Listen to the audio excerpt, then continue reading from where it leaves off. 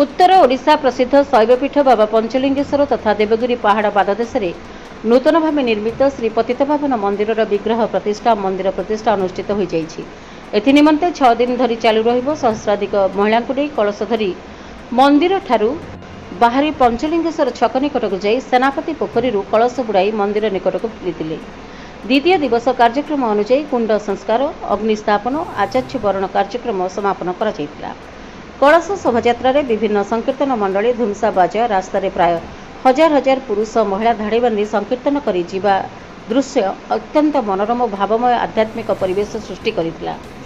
यज्ञस्थली रे वेदविद ब्राह्मण मानकर पवित्र वेद उच्चारण एवं मंत्र उच्चारण समग्र अंचल प्रकंपित होइतिला। एही कार्यक्रम रे समाजसेवी बसंत कुमार राउत, शरद चंद्र राउत, दिलीप कुमार बड़, सोमनाथ नायक, मधुसूदन नायक, श्रीधर बेहरा, मानस कुमार पंडा, विश्वनाथ जेना, जयंत कुमार बेहरा, बापू पृष्टि, चित्तरंजन विश्वाल, माधव नायक, उमाकांत बारिक, लक्ष्मीधर जेना, सौम्यरंजन बेहरा, विश्वंबर राउल, लक्ष्मीधर दास, साधुल प्रसाद नायक प्रमुख उपस्थित रही कार्यक्रम परिचालन में सहयोग करथिले।